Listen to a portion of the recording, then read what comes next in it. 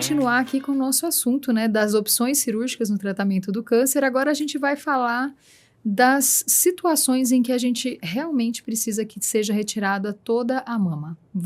Explique, Fernanda. Primeiro, né, o que é mastectomia, o que é adenomastectomia, por que esses termos são iguais, são diferentes, e depois o que cada um, né, como é que você escolhe, junto com a paciente, obviamente, para que lado você vai nisso daí. Então, Paty, hoje a gente tem que pensar em cirurgia do câncer de mama, e eu falei isso já várias vezes nos episódios, vai virar um jargão. Uhum. Então, o mínimo tratamento efetivo com a máxima eficácia, tá? Certo. Então, assim, às vezes a paciente chega e, assim, ou ela tem uma relação tumor-mama desfavorável, então aquela mama muito pequena, é um tumor onde eu não vou conseguir...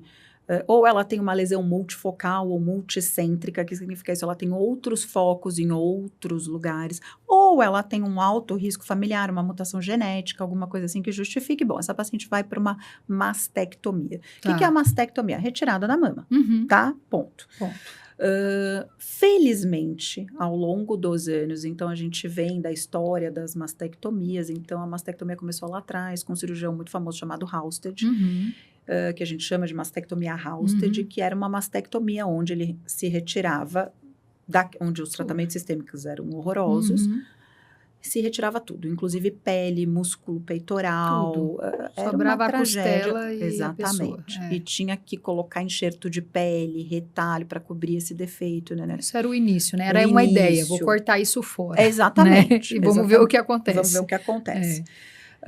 Depois do Halsted começou a se melhorar a mastectomia, aí veio para algumas mastectomias a Pata e Maden, que são mastectomias que hoje a gente já considera como mastectomias radicais, que são mastectomias que tira pele, mas preserva, tira pele, tira mamilo, tira tudo, mas a gente preserva a musculatura. Então, o músculo peitoral, que é aquele músculo que está atrás, profunda da mama. Isso a gente hoje ainda faz para casos muito avançados. Então, carcinoma inflamatório, que é um tipo específico de câncer de mama raro, que infiltra, né? Parece uma mastite, mas é câncer, é mais raro, mais agressivo, a gente tem que fazer essa cirurgia radical. Ou casos mais avançados, a gente ainda faz esse tipo de mastectomia, cada vez menos, felizmente. E aí a gente vai evoluindo, depois vem a mastectomia preservadora de pele, ou skin sparing mastectomy. O que significa isso? Onde a gente tirava o bico, preservava a pele.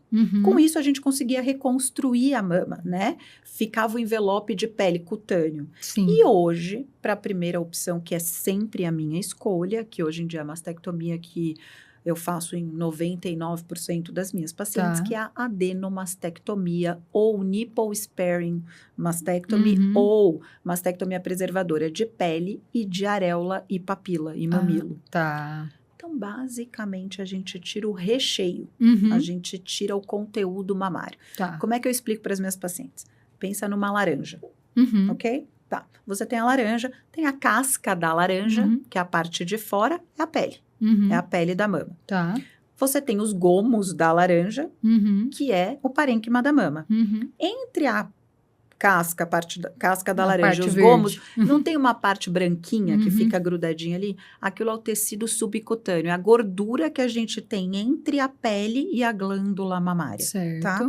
Então, o que a gente faz na mastectomia? Pega a laranja e a gente preserva a casca e preserva essa partezinha branca que está grudada na casca e tira só os gomos da laranja. Porque nessa parte, no subcutâneo, é onde passam os vasos sanguíneos, que são fundamentais para a gente manter a vascularização, né, a irrigação da pele e da areola. Por isso que a gente consegue preservar. Por isso, né, que a gente consegue preservar. E na reconstrução, quando a gente pensa na parte estética, isso é muito bom, né? Então, assim, a gente, nas decisões da parte de reconstrução, quando vem para a cirurgia plástica, é baseado nisso. Então, assim, eu tenho a mama, eu tenho lá a laranja, como a Fernanda deu de exemplo. Eu preciso avaliar quais as partes que estão faltando para saber quais as partes que eu preciso reconstruir. Então, o que foi retirado que eu preciso devolver? Então, quando eu tenho só o volume, né? Porque aí se você tirou só o recheio, eu tenho todo o resto. Eu tenho uma pele em que cabe um volume semelhante ao volume que foi retirado e eu posso optar por trazer esse volume de diferentes formas. Mas assim, se eu já tenho a pele, tenho o mamilo, tenho a areola, a parte coloridinha, tá tudo certo. Então, a gente tem uma chance dessa mama ficar muito parecida com uma cirurgia estética da mama. Exatamente. Tira muito do estigma do câncer quando a gente consegue preservar as 3 coisas, né? A pele, a areola e o mamilo. Mas nem sempre isso é possível. Nem sempre. Hoje, na grande maioria das vezes, isso é possível. Quando não é possível? Quando tem comprometimento do tumor. Tá, quando pegou, Quando tá o tumor comprometido. passou a parte branca, já tá Exato. chegando na casca da laranja. Então, se eu tenho comprometimento da pele, então se a casca da laranja tá doente, eu tenho que tirar a casca, tá? Uhum. Se o bico, se a papila, o mamilo, tem doença dentro do bico, eu tenho que tirar o bico. Tá. Isso hoje, com a qualidade dos exames pré-operatórios que a gente tem de imagem, Uhum. a gente já consegue definir isso no pré-operatório. Se vai ser necessário ou não isso de Se vai ser tratamento do câncer. necessário ou não para tratar o câncer. Hoje a gente só tira o que precisa ser retirado. Eu não vou tirar porque eu acho que pode ter, tá? A Entendi. gente tira se tem. Uhum. Como que eu faço isso? Fazendo os melhores exames de imagem que eu tiver, fazendo um planejamento muito adequado pré-operatório Uhum. e usando o que a gente chama de congelação. O que Tá. significa isso? Tem um patologista Uhum. dentro da sala durante o ato cirúrgico, que ele vai avaliar a margem, congelar a margem ali para mim. Então, eu Certo. sempre, nessas cirurgias que tem câncer, eu vou fazer a congelação das margens. Isso eu posso fazer até da margem de pele, por exemplo. Então, se Sim. o tumor é mais superficial e principalmente do complexo areolo papilar, Uhum. o patologista avalia e vê se essa margem está livre naquela hora no Entendi. microscópio. Isso, ele Claro olha que é com uma avaliação cuidado. preliminar, mas hoje com a qualidade que a gente tem dos patologistas, inclusive, ele consegue me dar uma acurácia muito boa e aí eu tenho maior segurança de preservar isso. Então, a gente vê no exame pré-operatório, a ressonância nesse ponto eu acho que também ajuda muito, né? Porque aí você vê a mama como um todo, tem Mamografia a questão também, do porque quando tem contraste, calcificação, ele eu consigo prolonga. ver a extensão da calcificação. Então, os dois. Entendi. E aí você concluiu ali, então, que aquele mamilo é um mamilo sadio. Sadio. Eu gosto. Mamilo sadio, beleza. Vou lá, você vai por dentro tirando, daí você vai tirar um pedacinho dele, vem o médico na Exatamente. hora, ali em tempo real. A gente para tudo, né? A gente brinca que deveria ter um Exatamente. baralho estéreo pra gente esperar ele lá fazer o exame. Para ele Enquanto- dar esse retorno. Que ele olha e já fala, olha, tem que tirar ou não tem que tirar, É né? isso. E normalmente já bate Normalmente com os exames bate com os exames pré-operatórios. É um double check, né? É um Uma double segunda conferência de que aquilo Exatamente. realmente poderia permanecer lá. Exatamente. Isso tudo, gente, pensando em qualidade de vida das pacientes, pensando É no sobre quanto o câncer pode impactar na autoestima, pode impactar nessa autoimagem, né? O fato dela ter passado já por um diagnóstico difícil, a gente conseguir fazer com que essa parte estética não seja mais um fardo para ela carregar, isso é maravilhoso, né? E hoje, Exatamente. o fato de nós conseguirmos fazer a reconstrução da mama na mesma hora em que essa mama é retirada, é muito legal, né? Isso é importante de dizer, né, Sim, Paty? porque é Tudo isso simultâneo. por quê? Uhum. Porque a gente quer fazer a reconstrução imediata, Imediata. tá? no mesmo Na mesma momento. hora. Então, quanto mais pele eu preservo, bico, melhor para minha reconstrução. Quanto Uhum. melhor a qualidade desse retalho que a gente chama que é preservar esse subcutâneo com a vascularização, menos complicação ela vai ter. Uhum. Existem pacientes que não podem fazer reconstrução imediata? Olha, hoje é muito raro. Muito raro. Muito É. raro. Um caso ou outro de uma paciente que tem muita comorbidade. Às vezes por conta de tempo cirúrgico, né? Porque a cirurgia se torna mais longa, com Exatamente. certeza que são Muito duas risco de etapas. complicação. Aham. Mas hoje em dia, cada vez menos. E aí sim a gente parte para uma reconstrução tardia, né? Então, aquela paciente que faz a Deixa. mastectomia e aí deixa a reconstrução para um segundo momento. Hoje, cada dia menos. Muito raro, Muito né? raro. Realmente eu não me lembro de ter pegado Muito pacientes que raro. tenham ficado É. sem a mama, sem Não. nada, né? Sem nenhuma tentativa de Não, volume ali não, naquela não. mastectomia. Muito difícil. Por opção, às vezes, a paciente também não quer. Uhum. Acontece, é raro, mas acontece um caso ou outro e tá tudo bem. É uma opção da Com paciente. certeza. Né? Não, é De totalmente novo, opcional. totalmente Reconstruir opcional. ou não reconstruir é Exa- totalmente opcional. Não exatamente. estamos falando de tratamento de câncer, né? Não. É. E uma coisa importante que também todas as pacientes me perguntam é: doutora, fazer a reconstrução vai impactar na minha cura? Quer dizer, eu prefiro não fazer se for impactar. Sim, Não. sim, Pelo isso é contrário, a importante. gente tem estudos que até dizem que reconstruir melhora. Porque essa Mas paciente que mantém a autoestima, ela vai meu aderir melhor ao Deus, a tratamento. Ela energia, vai. né? Ela Exato. consegue sustentar níveis melhores Então, energéticos. não, a gente não faz nada sem segurança, né? Oncológica, que Que é é a sempre a nossa prioridade. prioridade. Exatamente. Entendi. E quando faz, então, aí a paciente tem um tumor de um lado, ela vai fazer, estamos fazendo focado o tratamento desse lado que está com esse diagnóstico, mas ela optou por fazer uma adenomastectomia. Ela vai precisar retirar o outro lado, pensando naquela história de, né, Deus criou duas mamas, né? A gente sabe, quando a gente está amamentando, que as duas mamas são muito necessárias, né? Ele teve uma boa intenção. Mas pensando na simetria, a gente sempre sofre com isso quando a gente pensa numa mama que é tecido mamário. Procedimentos diferentes, né? Não tem resultados iguais, né, Não Paty? tem como, Não né? tem como. Eu acho que aqui tem alguns pontos, né? Uma outra coisa que as pacientes, antes de eu entrar nesse foco, mas eu vou falar, porque é uma parte importante, é falar sobre, bom, e a consequência? Minha mama vai ficar igual? Não. A gente tem que explicar para a paciente, isso é muito falado, de que ela vai perder sensibilidade, vai perder, essa mama pode ficar um pouco mais fria, tá? Sim. Então, temperatura pode mudar, a sensibilidade do bico normalmente reduz. Hoje a gente tem algumas técnicas, eu tenho estudado muito sobre isso para preservação de sensibilidade, é uma coisa muito interessante. Colocar cicatrizes em outros lugares para a gente tentar preservar alguma coisa, inervação. Hoje existe coisas, nos Estados Unidos eles já fazem, a gente tem tentado fazer um caso ou outro, que tem dado algum resultado de reanastomose de nervo, é muito interessante, mas, enfim, em geral, essa paciente vai perder sensibilidade. Bom, dito isso, eu acho que tem casos e casos. Tem casos onde eu consigo, tá? Outra coisa, o fato dela tirar a outra mama vai melhorar a sobrevida dela, ou seja, vai trazer mais cura? Não. Tá. Então, é importante... Depende do tipo do tumor ali. mas são na grande maioria das vezes né? não, porque aquela paciente que já tem o diagnóstico, a taxa de cura dela está vinculada ao diagnóstico que ela tem hoje, não num possível segundo tumor que ela possa vir a ter, tá? Entendi. Então, isso eu estou falando do descartado teste genético. Aquela paciente que tem um teste genético positivo é uma outra situação, mas aquela que não tem, então não vai aumentar a chance de cura. Eu vou reduzir risco na mama contralateral? Vou, né? Eu estou fazendo um procedimento redutor de risco, mas isso não vai ter impacto em cura, tá? Então, isso a paciente tem que estar 100% ciente. São coisas separadas. Coisas separadas. E aí, vai depender de cada mama, né, Paty? A gente sabe que tem mamas mais fáceis de reconstruir, mamas mais difíceis, né?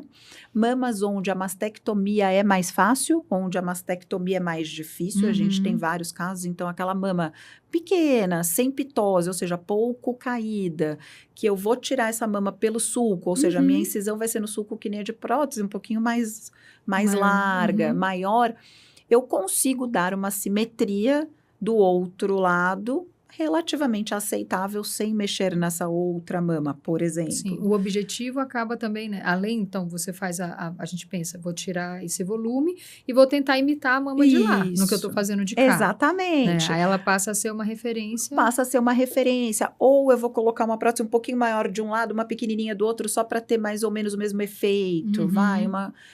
Mas é raro. A chance da gente conseguir deixar bem parecida não, são muito coisas... raro. eu acho que isso é um ponto muito sensível na escolha da mastectomia, né? Da adenomastectomia, porque essa diferença... E assim, a gente tem... É uma opção do mastologista também. Eu acho que isso é importante a gente falar. Eu trabalho, né, em hospitais em que eu tenho o mastologista que o convênio cobre para o paciente e normalmente aí lá nesse hospital só faz de um lado. Não tem a possibilidade não existe a opção de fazer a mastectomia do outro lado.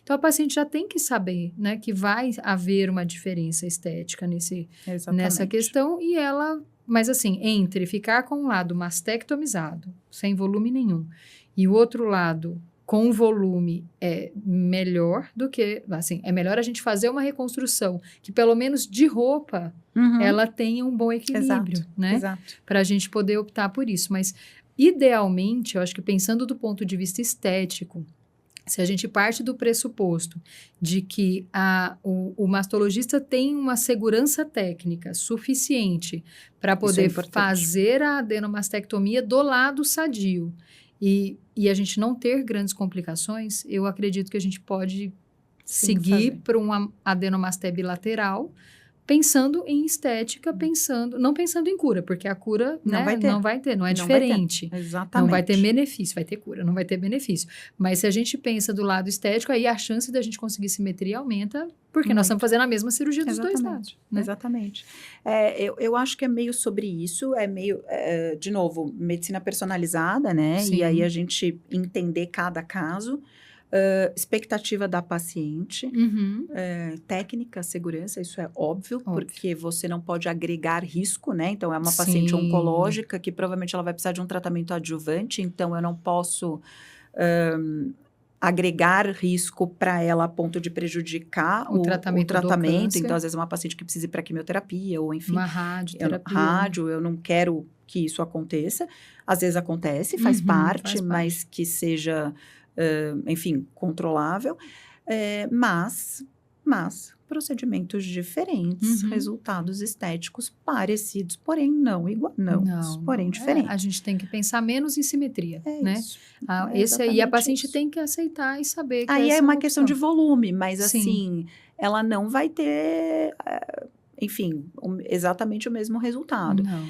E aí é uma coisa de se conversar com a paciente, ela entendendo todos os riscos e benefícios, você sabe disso, eu não sou contra, pelo contrário, eu acho que isso é uma parte muito importante do tratamento, a autoaceitação, a autoestima e o resultado. Em alguns casos, a gente consegue melhorar mamas. Sim, muitos. Né? Muitos, isso é surpreendente. Surpreendente, mesmo pós-mastectomia. Sim. E aí, a gente está melhorando uma, a gente quer melhorar a outra, né, Paty? É verdade. A gente consegue resultados muito bons, onde a paciente fica até com a mama mais bonita do que ela tinha. Você consegue corrigir um grau de pitose, consegue colocar uma prótese um pouquinho maior. Enfim, preencher algumas coisas que ela precisava ou queria. E aí, o procedimento tem que ser bilateral. Eu acho que um ponto que eu peso bastante, assim, quem me acompanha nas redes sociais, sabe que a cirurgia que eu mais faço hoje é explante, né? Que é retirar a prótese das pacientes por inúmeros motivos. Então, a maioria das pacientes que me procuram são pacientes que colocaram prótese por questões estéticas e que hoje já não acham que essa prótese tem tanta relevância estética para a vida delas mais e está tendo alguma, né, repercussão negativa dessa prótese, contratura, a prótese rompeu, enfim, vários motivos. Mas quando a gente olha para o câncer, eu acho assim que a prótese, ela é uma forma muito válida da gente conseguir devolver esse volume. Então, a reconstrução, a adenomastectomia, ela casa perfeitamente com a prótese, né? Porque outras formas da gente trazer volume para essa mama. Então, se a gente pensar que no tratamento do câncer foi possível manter a pele, a areola e o mamilo, eu preciso só do volume. Então, eu posso trazer esse volume de outras partes do corpo, como um retalho do abdômen. Eu pego aquela mesma pele que a gente faz em abdominoplastia, joga no lixo, né? Tirar aquela pochete, a gente pode levar esse volume para a mama. Podemos. Mas é uma cirurgia muito mais trabalhosa, com muito mais riscos de complicação, muito mais demorada. A gente mobiliza uma musculatura central do corpo que é relevante. E a gente está querendo trazer apenas o volume, né? Quando a gente tem a falta da pele, então, e aí hoje, com os diagnósticos mais precoces, com a quimioterapia que é feita antes da cirurgia, cada vez menos a gente tem comprometimento da pele. A pele normalmente é possível preservar. Antigamente, essa cirurgia da barriga era um clássico, né? Porque fazia uma mastectomia muito grande, tirava toda a pele da mama e vinha a pele da barriga, vinha a pele e o volume, né, de gordura. Daí você pensa, bom, não tem outro jeito de eu fechar isso daqui, eu vou lesionar a musculatura da barriga da paciente para poder levar tudo isso para cá. Ou das costas, que é o retalho do grande dorsal, que a gente traz também a pele com o músculo das costas. Também uma cirurgia muito maior do que simplesmente colocar uma prótese, né? E às vezes, mesmo que a gente traga esse músculo das costas, às vezes não, né? O retalho das costas, ele vem com a prótese junto. Então, assim, volumizar essa mama, a forma mais fácil que a gente tem para fazer isso no momento da mastectomia é colocando uma prótese normalmente atrás do músculo, que é a técnica clássica, né? Exato. Hoje tem uma linha de cirurgiões, especialmente mais fora do Brasil até do que no Brasil, colocando essa prótese na frente do músculo, pensando... No Brasil também, tem bastante. Mas não tem a proteção da matriz aqui, né? O pessoal O problema daqui é a matriz, né? Que a gente normalmente a gente tem que usar usa alguma... Mas uma até cobertura extra, né? Mas dá para fazer pré-peitoral. De novo, tudo tem dependendo prós da e pele. contras, Uhum. mas o ideal na pré-peitoral é que a gente tenha um retalho adequado para cobrir essa prótese, né? Porque o Sim. risco é que ela não tenha uma cobertura ideal. A gente põe embaixo do músculo, porque como a gente está falando de uma pele que já está ali operada, coitada, né? Às vezes, se ela não tiver uma boa cicatrização e expuser a prótese, abrir alguma coisa, a gente tem que tirar essa prótese. Exatamente. A gente perde a reconstrução. Que é o que a gente não quer, né? Que é o que a gente não quer. Então, a escolha de pôr a prótese na frente do músculo acaba tendo essa consequência. Então, precisa que essa pele, essa gordura estejam muito maravilhosamente lindos para a gente não ter tanto essa chance de exposição. Exatamente. Mas tudo tem seus prós detalhes e é muito né? do biotipo da paciente, né, Paty? Eu sempre explico isso para elas também. Aquela paciente extremamente magra, que eu sei que esse retalho vai ficar fininho e também fica a pré-peitoral vai acabar dando mais rippling é ondulação. Exato. Sim. Mas aí vai retropeitoral. Aquela paciente que já tem um subcutâneo melhor, aquela pele tá boa, a gente não precisa fazer pexia, né, que é importante. Teve uma paciente que a gente fez que ficou na frente do músculo, né? Ficou linda. Mas ela tinha uma cobertura boa, né? Ótima. De subcutâneo. A gordura da pele ali estava bem bonitinha, ficou lindo. Ficou lindo, ótimo. Exatamente. Realmente, assim, não é... Isso são detalhes, né? Que daí vai depender da paciente, vai depender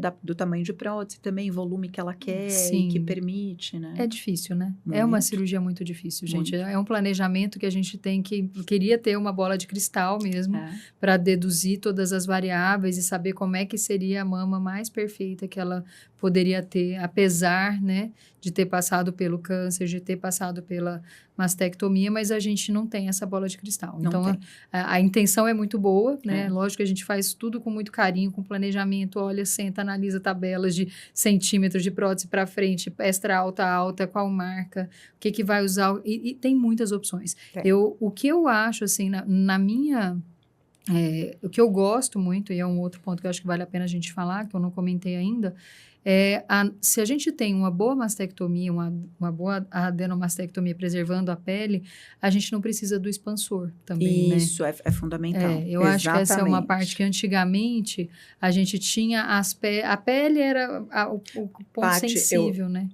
Eu tenho eu até esqueço do expansor. Eu também. É uma coisa que eu não gosto, né? Não, mas ele às vezes é necessário. Mas às vezes é necessário. Mas o que a minha opinião é que assim, o expansor é para expandir alguma coisa, né? Então é para quando não tinha pele. Exatamente. Às vezes quando precisou tirar o mamilo, você precisa tirar o bico, não tem a pele, a gente precisa de expansor. Aí você precisa o expansor então uma prótese provisória, né? Na verdade é uma que vem vazia, como se fosse uma bexiga vazia.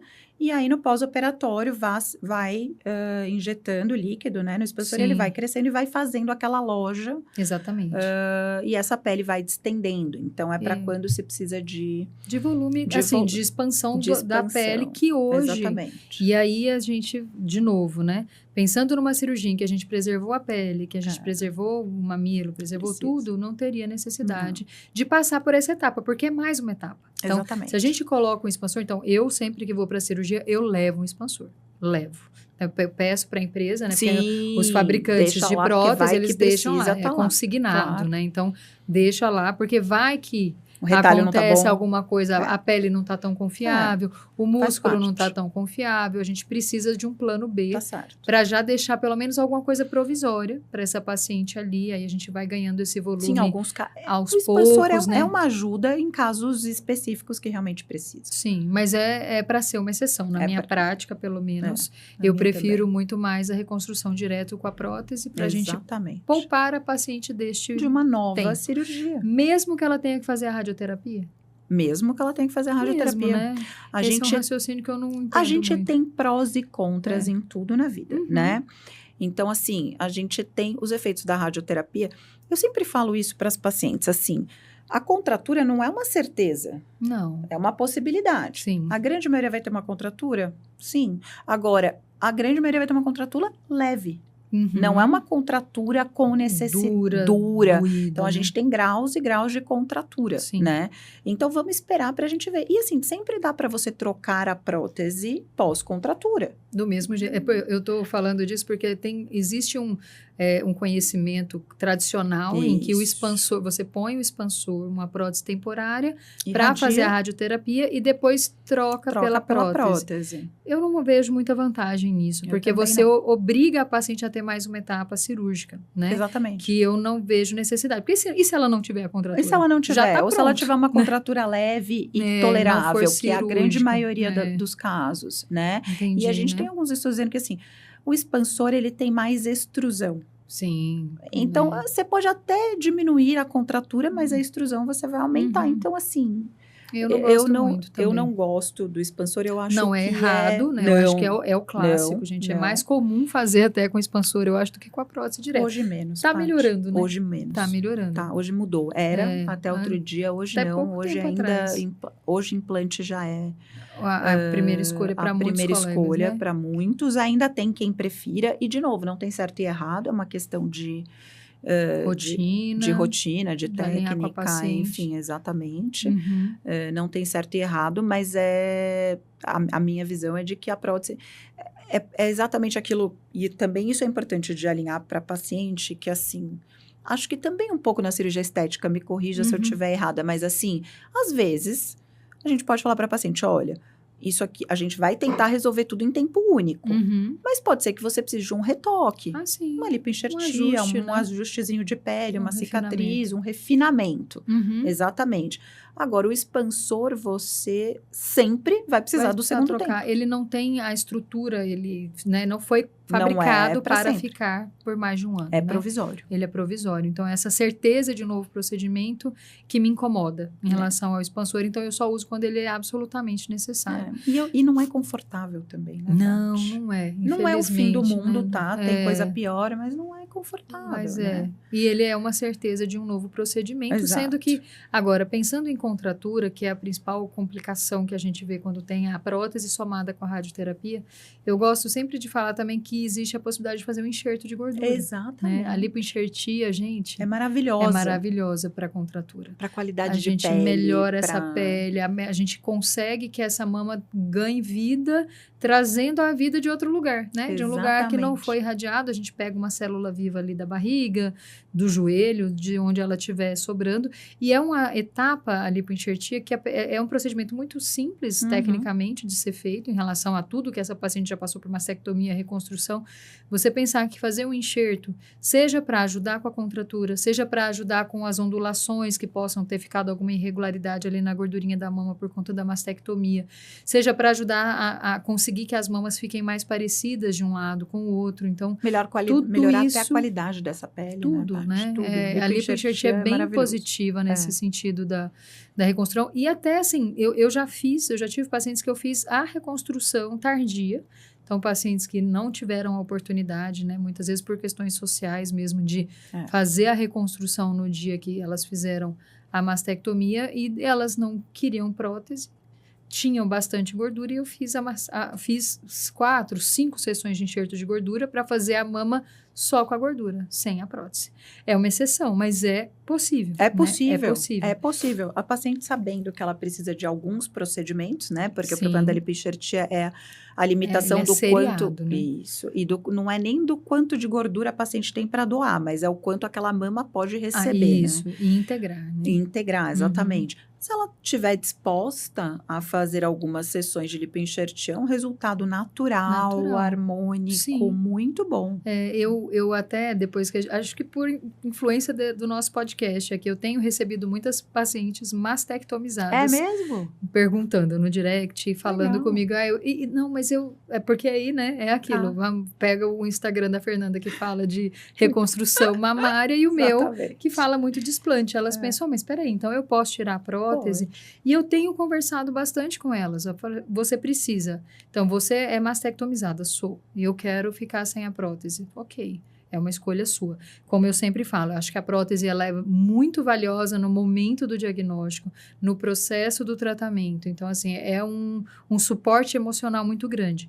Mas passou o câncer, né? Passou. Já tem 3, 4 anos, essa paciente pode estar com uma contratura, pode estar com alguma outra questão que faça com que ela não queira mais a prótese. É um direito dela, Claro. né? Se naquele momento ela se sente mais fortalecida para tomar essa decisão de tirar esse volume, Sim. a gente vai fazer. Porém, né, a outra opção, se for um enxerto, é isso. Tem que fazer algumas sessões, tem que ter área doadora. Então, né, as pacientes de 48 quilos vão ter mais dificuldade de passar por essa etapa, mas é possível, né? Existe até a possibilidade de a gente fazer um enxerto. Tive uma paciente que eu atendi a semana passada, da gente fazer um enxerto antes de tirar a prótese, né? Você enxerta o retalho, enxerta a mama para já ter um pouco mais de receptor ali, eu falo a terra, né? Eu vou plantar a gordura na gordura. Depois. Então, você, antes de deixar tirar, não tem nada mais de volume, você já faz primeiro uma sessão de enxerto, uma cirurgia de 1 hora, 1h30, sem recuperação, né? Vai para casa. Depois de uns 3, 4 meses, pensa em tirar essa prótese. Já fez a primeira, né? Fez a primeira sessão enquanto ainda estava com o volume da prótese, dando esse suporte emocional. Acho que é válido, né? As pacientes que estão pensando em fazer isso, mas é importante saber que essa mama vai levar 2 anos para ela poder surgir ali e substituir esse volume de uma forma, né, mais assim, real, né? Não um esboço de volume, mas um volume real para a paciente. São escolhas. É isso, né? Como são tudo. escolhas. Acho que é isso. Fê, mais alguma coisa? Não, acho que foi bem. Maravilhoso. Né? Então, encerramos aqui a nossa sessão Outubro Rosa. Espero que tenha sido muito útil para vocês pensarem na saúde mamária, né? É importante, é um órgão que a gente tem que cuidar bastante, porque é um órgão que é muito sensível a problemas. Exatamente. Até a próxima. Até.